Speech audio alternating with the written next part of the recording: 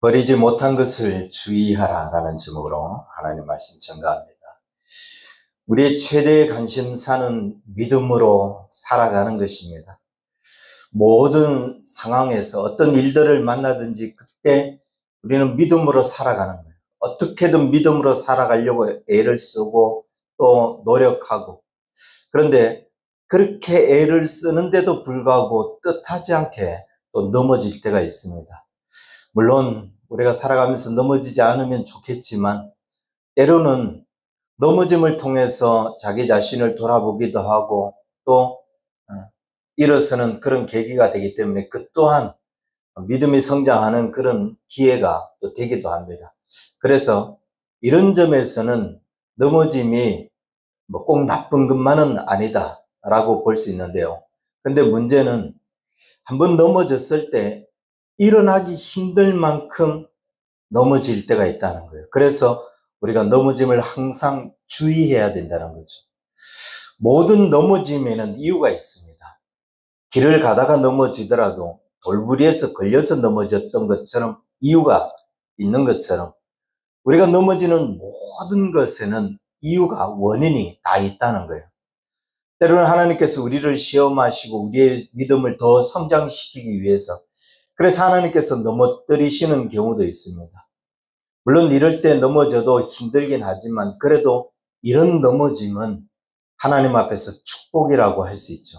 그런데 우리가 연약해서 우리의 나약함 때문에 넘어질 때가 있다는 거예요. 우리가 벗어나려고 애를 써봤지만 좀처럼 벗어날 수 없었던 것 때문에, 우리가 버리려고 그토록 노력을 했지만은 여전히 버리지 못하고 있는 것, 여전히 움켜잡고 있는 것, 그런 것 때문에 우리가 넘어질 때가 있습니다. 이때는 정말 괴롭고 정말 힘듭니다. 좀처럼 버려지지 않는 것이라서, 좀처럼 벗어날 수 없는 것이었기 때문에 더더욱 그런 것 같아요. 지금 벗어나지 못하면은 언젠가는 이것 때문에 또 우리가 넘어질 수 있다는 걸 알기 때문에 그것에 걸릴 때마다 우리는 힘들고 괴로운 거죠. 700달러짜리 지금 환율로 생각해 보니까 93만 원 나오더라고요. 그러니까 100만 원 미만짜리 중고 트럭 그 한 대로 세계 최대의 폐기물 수거업을 경영하고 가정용 멀티 브랜드라고 하는 O2E를 창립한 설립자이자 창립자인 브라이언 스쿠다모어라고 하는 사람이 있어요. 청소차를 타는 CEO라고 하는 책으로 많이 알려졌는데, 이 브라이언 스쿠다모어가 어떤 말을 했냐면은, 사람들은 쓰레기를 버리는 것을 어려워한다. 그들은 움켜잡고 있는 그 사물에 집착하면서 자신이 어떤 사람인지 알게 한다. 당신이 버려야 할 쓰레기는 무엇인가? 제가 이 사업을 하면서 배운 것은 당신이 놓을 수 없는 것, 그것이 바로 당신이다 라고 이야기해요. 이 사람이 말한 이 마지막 이 말 한마디가 참 많은 생각을 하게 만들어요. Is that you are what you can let go of. 당신이 놓을 수 없는 존재다 라고 이렇게 번역될 수 있지만, 이 사람이 말하는 그 요지를 보면은 당신이 버릴 수 없는 그것이 당신을 정의해버린다. 당신이 버리지 않고 움켜잡고 있는 것이 때때로는 그게 당신이 이런 사람이라는 것을 가르쳐 준다는 거예요. 버려야 되는데 그 쓰레기를 버리지 못하고 계속 붙잡고 있기 때문에 어느 날 이 쓰레기가 너는 이런 사람이야, 나를 그렇게 전매해버린다는 거예요. 움켜잡지 말아야 되는데, 이미 버렸어야 되는데 버리지 못한 그 사소한 것 하나가 내 인생 전체, 내 삶 전체를 저 사람은 이런 사람이라 라고 낙인 찍게 만드는, 그러니까 그 쓰레기 하나가 아주 보잘것없는 것이지만 내가 이걸 못 버리고 있기 때문에 이게 나를 다 평가해 버린다는 거죠. 어떤 사람은 권위의식을 사로잡고 있다가 한순간에 그 권위의식 때문에 자신이 쌓아올린 모든 것들이 무너지기도 하고, 명예욕이 그렇기도 하고, 아부하고 아첨하는 습관들이 그렇게 되기도 해요. 또 대부분의 사람들이 가지고 있는 상처, 이 상처에서 벗어나지 못해서 내 인생 전체를 따져서 그거는 한 분야에 불과한데, 근데 내가 너무 이걸 움켜잡고 있어서 이것 때문에 이 사람은 이런 사람이구나 라고 평가받게 만든다는 거죠. 그리고 다양한 형태의 죄, 그게 우리를 평가하게 만들어요. 이게 문제는 결정적일 때 이게 나를 넘어뜨린다고요. 평소에는 이 습관을 가지고 이 죄를 가지고 있어도 이게 잘 나타나지 않아요. 이런 상처가 있거나 이런 습관이 있다 할지라도 그게 걸림돌이 되잖아요. 그냥 순조롭게 일상이 지나가요. 그런데 어떤 결정적인 순간이 다가올 때 그거 하나가 탁 드러나면서 이 사람은 이런 사람이야 라고 말하게 만든다고요. 그래서 우리는 평소에 이걸 주의했다면, 평소에 이걸 버렸다면 좀 더 나은 나의 모습, 좀 더 의로운 모습, 좀 더 성숙한 모습, 그런 모습으로 평가받을 수 있을 텐데, 이걸 버리지 못함으로 인해서 어쩌면 자기 자신이 자신 스스로를 넘어뜨린 거죠. 스스로가 자기 자신을 평가절하하게 만든 거죠. 근데 문제는 이게 잘 버려지지 않는다는 거예요. 여러분이 가지고 있는 그것은 무엇입니까? 버려야 함에도 불구하고 버리지 못하고 있는 이 쓰레기. 그게 어떤 성품의 한 부분일 수도 있고 자신이 가지고 있는 가치관의 한 부분일 수도 있습니다. 아니면 정말 잘못된 어떤 습관의 한 부분일 수도 있고 죄일 수도 있어요. 근데 문제는 여기에 그렇게 우리가 애착을 갖고 있는 게 아니에요. 버리려고 그토록 노력했다는 거죠.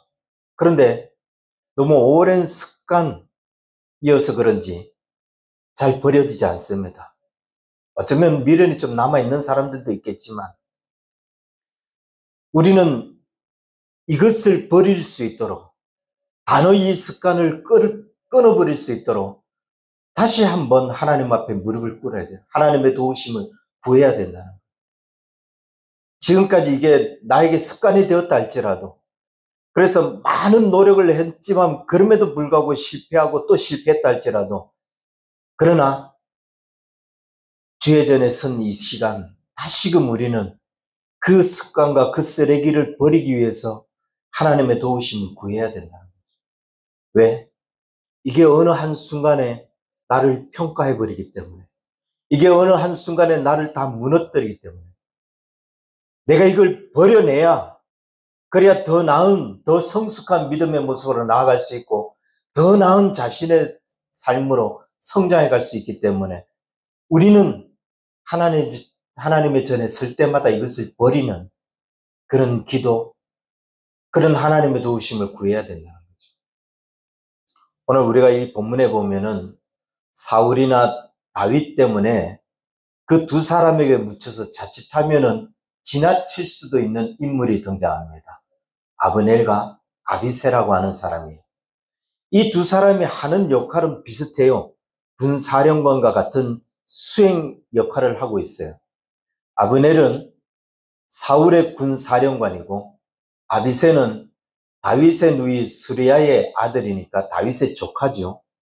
아직 그는 군사령관 정도는 아니에요.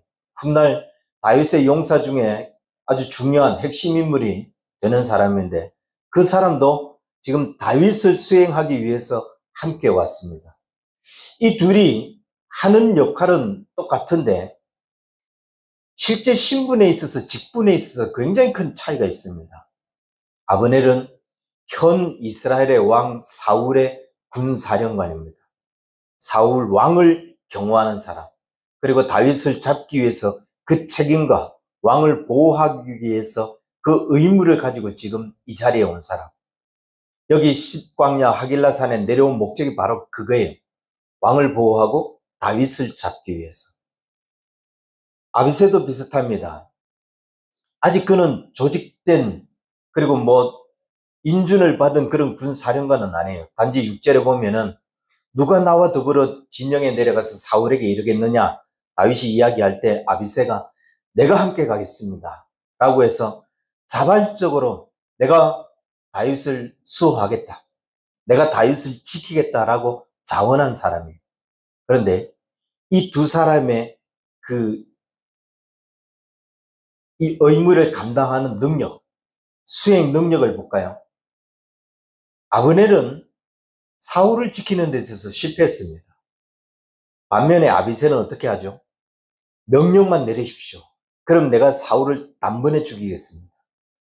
다윗의 원수이지만 다윗의 손에 피를 묻히는 것을 원치 않고 그것 제가 하겠다. 다윗이 해야 할 일에 굳은 일은 내가 맡아서 하겠다 라고 하면서 나서는 사람이에요. 여러분, 이 두 사람을 보면서 뭘 느낍니까? 우리는 살아가면서 절대 흔들리지 말아야 할 것들이 있어요. 가치관이라고 해야 될까요? 평생을 살아가면서 절대로 흔들리지 말아야 할 그런 가치관이 있습니다. 어떤 순간에도 이게 무너지면 지금까지 내가 고집해왔던 것, 지금까지 내가 살아왔던 그 삶을 다 부정하는 게 돼버려요. 그게 다 흔들리는 게 돼버려요. 우리 그리스도인들에게는 말씀으로 살아가는 게 그렇죠. 믿음으로 살아가는 게 우리의 가치관이죠. 그런데 평생을 그렇게 흔들리지 말아야 될 것도 있지만은 지금 이 자리에서, 지금 나에게 맡겨준 이 위치에서, 이 직분에서 우리가 여전히 흔들리지 말아야 할 것들이 또 있습니다. 그게 뭐냐? 그 자리에서 내가 감당해야 할 책임, 의무, 그러면서도 그 역할들을 성실하게 수행하면서도 언제나 나는 이런 사람이다, 한결같이 변함이 없는 그런 모습. 성도는 교회에 있어도 성도여야 하고 직장에 가서도 성도여야 돼요. 일반 사업장에 가고 다른 놀이터에 가 있다도 그들은 성도여야 돼요. 여기에 갔다고 내 역할들이 달라졌다고 내 신분이 달라져서는 안 되는 거죠. 항상 흔들리지 않는 모습이어야 됩니다. 자, 그러면 아브넬과 이 아비스를 볼 때 그들의 공동된 역할은 사울과 다윗을 지키는 거죠. 그런데 아브넬은 실패하고 아비새는 성공했습니다. 실패한 아브넬을 보고 다윗이 뭐라고 이야기하죠? 우리가 읽은 이 본문, 다윗이 아브넬에 대하여 외쳐 이르되 아브넬아, 내가 대답하지 아니하느냐? 너는 대답하지 않느냐? 내가 용사가 아니냐? 이스라엘 가운데 너 같은 자가 누구냐? 그런데 내가 어찌하여 내 주 왕을 보호하지 아니하였느냐? 네가 행한 이 일이 옳지 못하도다. 여호와께서 살아계심을 두고 맹세하노니 여호와의 기름 부음 받은 너희 주를 보호하지 아니하였으니 너는 마땅히 죽을 자이니라. 아브넬, 너는 용사이고 그 왕을 보호하는 게 네 의무였다. 그런데 너는 그 왕을 보호하지 못했다. 그래서 네가 한 그 행위가 옳지 못하다. 그러면서 너는 죽어 마땅하다 라고 이야기합니다. 한편으로는 우리가 일상을 살아가면서 우리가 어떤 직무를 감당하면서 다분히 일어날 수 있는 실수예요. 그런데 단순한 실수라고 여길지 모르지만 다윗은 네가 행한 그 일이 옳지 못하도다. 너는 죽어 마땅하다라고 이야기합니다. 우리가 어떤 자리에든지 어떤 위치에서든지 어떤 직분을 맡든지 거기에서 우리가 감당해야 할 역할들이 있습니다. 거기에서 감당해야 할 일이 있어요. 나에게 주어진 책임이죠. 의무이죠. 그 역할을 감당할 때 있어서 우리가 제대로 수행하지 못했다. 그건 단순한 실수라고 여기면 안 된다는 거예요. 어쩌면 그게 이 사람은 이거밖에 안 되는 사람이구나 라고 평가받게 만든다는 거예요.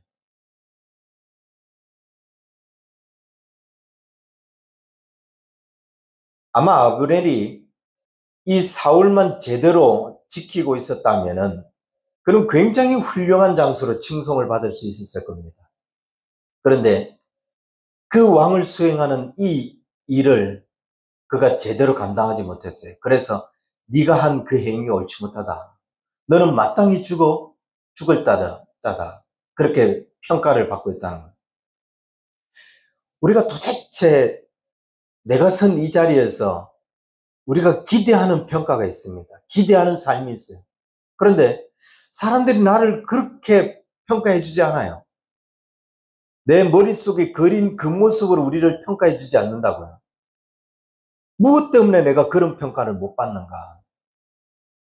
내가 그런 삶을 살려고 애썼는데 왜 그렇게 평가를 못 받고 있는가? 그게 아까 말한 브라이언 스쿠다모어가 이야기했던 것처럼 버렸어야 함에도 불구하고 버리지 못한 것. 그게 드러났던 것. 이미 오래전에 버렸어야 되는데 버리지 못한 그것이 나를 그렇게 평가하게 만들어. 이게 너의 모습이야. 라고 평가하게 만들었다는 거죠. 그것만 버리면 우리는 더 나은 모습으로, 더 성장한 모습으로 그렇게 서 있을 수 있게 되는데 이걸 못 버려서 이 쓰레기 때문에 내 자신이 그렇게 평가받고 있다는 거죠. 그럼 아브넬은 도대체 뭘 실패한 거죠? 지금 본문에서 다윗이 지적하고 있는 것은 너의 소임을 다하지 못했다는 거예요. 왕을 지키고 보호해야 되는데 너는 그 역할들을 못했다는 거예요. 그리고 다윗이 아브넬을 지적하자 아브넬이 뭐라고 대답합니까? 14절에 이렇게 이야기해요. 다윗이 백성과 넬의 아들 아브넬에게 대하여 외치이르되 아브넬아 너는 대답하지 아니하느냐 하니 아브넬이 대답하여 이르되 왕을 부르는 너는 누구냐? 저는 이 딱 한마디에서 아브넬이 지금 분노가 가득 차서 대답하고 있는 모습을 느낄 수 있었어요. 그는 화를 내고 있다는 거예요. 그리고 나중에 보면 뒤에 가면은 사울 왕에게 이 한 소년을 보내서 이 칼과 창과 물병을 가져가게 하소서라고 합니다. 이때 과연 아브넬이 그것을 수거하러 갔을까? 절대요. 저는 그렇게 볼 수 없습니다. 본문에 안 나와 있는 이야기이기 때문에 우리가 그냥 추정하는데요. 저는 그렇게 볼 수 없어요. 아마 어디 저 구석에 있는 군사 하나를 시켜서 가져오지 않았을까? 무슨 말이냐? 지금 이 아브넬은 자기 역할, 자기 책임도 다하지 못했을 뿐만 아니라 자신의 실수를 지적할 때 화를 냅니다. 그리고 그 일을 수습하는 데 있어서도 자신이 나서지 않아요. 군사령관으로서 그는 지금까지 사울이 이 아브넬을 동행해서 내려온 적이 없는데 지금은 아브넬을 수행해서 데리고 와서 왔잖아요. 그럼 아브넬에게 거는 기대도 있었고 아브넬이 감당해야 역할도 있는데 그 일들을 제대로 해내지 못했어요. 자신의 본분을 잃어버린 사람, 그리고 그 일을 수습하는 일에조차도 자신이 끝까지 책임을 지지 않아요. 어쩌면은 그다지 이건 심각한 일이 아니야 라고 생각할 수 있을지 모르죠. 얼마든지 이런 일은 반복적으로 일어날 수 있어 라고 생각했겠죠. 하지만 다윗의 책망을 보세요. 네가 행한 그 일은 옳지 못하다. 너는 마땅히 죽을 자다 라고 이야기해요. 단순히 실수로 여기지만 그건 치명적인 실수였다는 거예요. 그래서 사무엘하 3장 27절에 보면은 아비새의 형제 요압에게 의해서 이 아브넬이 죽임을 당합니다. 저는 이 다윗의 책망과 나중에 아브넬이 죽는 그 장면을 보면서 이런 생각이 들었어요. 어떤 자리에서도 우리는 우리가 감당해야 할 역할들을 성실히 감당해야 됩니다. 그리고 그 자리에서도 우리는 변함이 없는 모습. 성도라면 성도로서 내가 평생을 붙잡고 가야 할 믿음의 가치관을 가지고 있는 사람이라면 그 가치관이 흔들리지 않는 사람으로서 동시에 버려야 할 것들을 버리지 못했을 때 정말 결정적인 순간, 위기는 이 결정적인 순간에 찾아온다는 거예요. 아브넬이 사울과 함께 뭐하러 내려온 거예요? 다윗을 잡으려고 온 거잖아요. 3,000명의 군대를 이끌고 다윗을 잡겠다고 의기양양한 모습으로. 그리고 정말 사울이 지금까지 다윗을 어떻게 해보려고 했지만 번번이 실패했습니다. 근데 이번에 아브넬이 같이 동행을 했기 때문에 아브넬이 만약 다윗을 잡았다. 그러면 아브넬은 큰 공을 세울 수 있는 그런 기회를 지금 맞은 거죠. 그런데 다윗을 잡아야 되는데 누가 잡힌 거예요? 자기 자신이 잡혔잖아요. 다윗을 못 잡고 자기가 궁지에 몰렸잖아요. 버려야 할 것들을 버리지 못했을 때 이 결정적인 순간에 자신이 궁지로 몰리고 혹은 실패하게 된다는 겁니다. 그래서 버려야 할 쓰레기는 결정적인 순간이 찾아오기 전에 버려야 된다. 버려야 할 순간이 결정적인 순간에 나를 증명하지 못하도록, 나를 정의해내지 못하도록 계속 주의하고, 그게 잘 버려지지 않는다 할지라도 계속 주의하고, 이게 드러나지 않도록 기도로 계속 붙잡고, 그러면서 하나님의 도우심을 구해야 된다.